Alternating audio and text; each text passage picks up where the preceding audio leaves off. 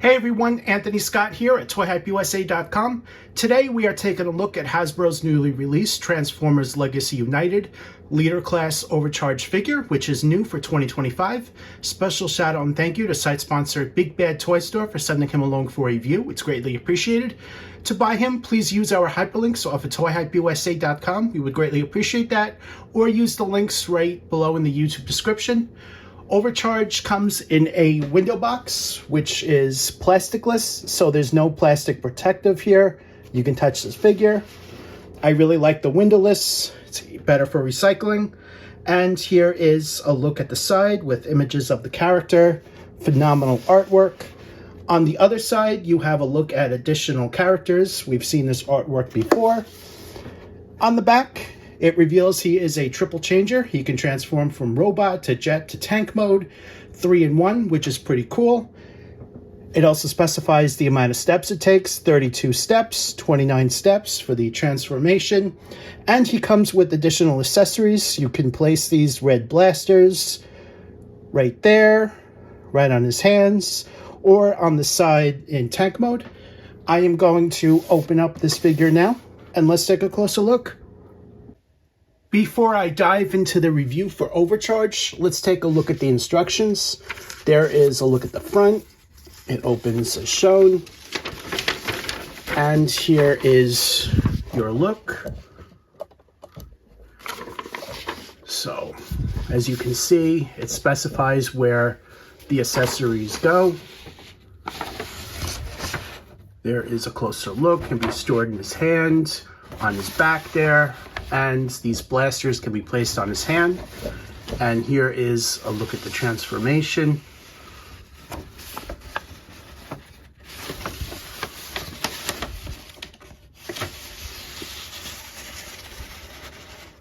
There's a look at the jet mode. And this is where the accessories can go. And there's a look at the jet.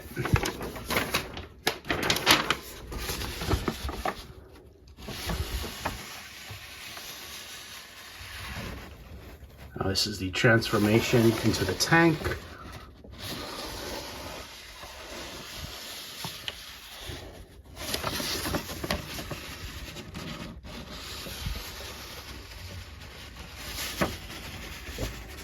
And there's a look at the tank. And on the bottom here, it shows you where the accessories and weapons can go in tank mode. And there is a closer look. Here is your in-hand look at Overcharge. He made his action figure debut in 2005 as an eHobby exclusive, and this is the first time that the character has been introduced in the US market and is offered as one of the last figures in the Transformers Legacy United line. He comes in a dark green, dark gray, metallic silver, black, and blue and red deco with the Decepticon logo right there on his chest as well as the sides of his legs. There are also two upside down triangles in red on the upper torso, which you guys see there. The character made his debut in the Japanese Generation 1 cartoon in the 1980s, and this particular color is not based on that cartoon or the 2005 eHobby exclusive, but instead it looks like they went ahead and used the artwork as a source to color this figure. So here is a closer look at that. The sides of the Decepticon logos are both sides of his legs. There is a lot of sculpted detail and grooves on this figure, just as you would expect from any Transformers nowadays. There are also 5mm ports, so you can plug in some accessories, which you guys see these 3 spots here. 3 on the other side, and here is a look at the back. On the back, you have another Decepticon logo, which is upside down. There is a closer look at that. Here is a closer look at the head sculpt. The head is kind of boxy, and at first glance, it does look like a headmaster, but it's not. So the head can't pop off and become another Transformer, just so you know, but there is a lot of good detail on it. The blue is given a metallic finish, which is very nicely done. And here is a closer look at the back. Overcharge is fully articulated and includes a ball jointed head, swivel hinge shoulders. Here's your look there. Swivel biceps, hinged elbows, swivel wrists, swivel waist, swivel hinge hips. This part lifts up so it doesn't block the point of articulation, which is pretty cool. He has swivel thighs and hinge knees. The wings are also hinged. Overcharge includes 2 Energon fists, which are pretty big. These are used for basically Transformers that can combine, but they went ahead and used it on him, which is pretty unusual for most Transformers. The fingers on this are hinged, so you can move it around. And there are also 2 5mm ports, one right there on top of the hand, the other the forearm. These are meant to give them some really extra firepower, and here is a look at the front. These can slide in on the sides of the forearms there, and there is a peg that can slide into the hand. Here is another pose. Also for the arm articulation, make sure that these flaps are up because they will get in the way. Overcharge also includes 2 blasters and a sword, and here's a look at 1 blaster and the sword. Here is another pose. The bottom of the sword is in the same dark blue metallic as the helmet on the head, and as the blade goes up, it's lighter compared to the bottom.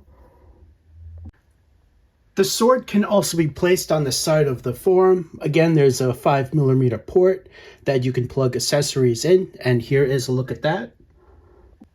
The 2 blasters can also be placed in his hands, and here's a look at that. And just like the sword, the blasters can be placed on the forearms. The blasters and the sword can be placed on his back, and here's a look at that. These are also compatible with the 5mm ports. Here is a look at Overcharge in fighter jet mode. I don't think I made any mistakes with the transformation, but if I did, I do apologize for that. A lot of great detail on this figure. Here's a look at all sides. And of course, you have the back jets there. Looking at it a bird's eye view, you have the 2 Decepticon logos on both sides, and you have one on top as well. The windshield is made with a plastic red piece, and you can see a little bit inside the detail as well. The Energon fists can be placed on the back, and to do that, you're going to want to split the engine in half. So this one's going to stick up, the other side the bottom, and that is how you plug them in. Both of the blasters and the sword can be stored on the body. The blasters go on the side, and the sword can be placed right there on the bottom. The instructions don't specify that the sword can be placed on the bottom, but if you look at the back of the packaging, it does show that. Here is a look at the other side. Here is a look at Overcharge's tank mode. A lot of detail there, especially with the tank trends. And the turret can spin around as shown. And the cannon is hinged. You can raise that up, you can lower it. On the front, which you guys see here, see a little bit of a window there where probably a couple of humans can sit. And he has a Decepticon logo right there on top in purple and metallic silver. Here is a look at all sides. Here is a look at Overcharge fully loaded up with the Energon fists and his 2 blasters. The Energon fists can be placed on top of the turret, and the blasters can be plugged right into the sides. Here is a look at all sides for you guys. Once on, they stay on pretty well, so they won't fall off too easily. I will say that the Energon fists will probably fall off with some pressure, so just be aware of that. But for the most part, they are on pretty well.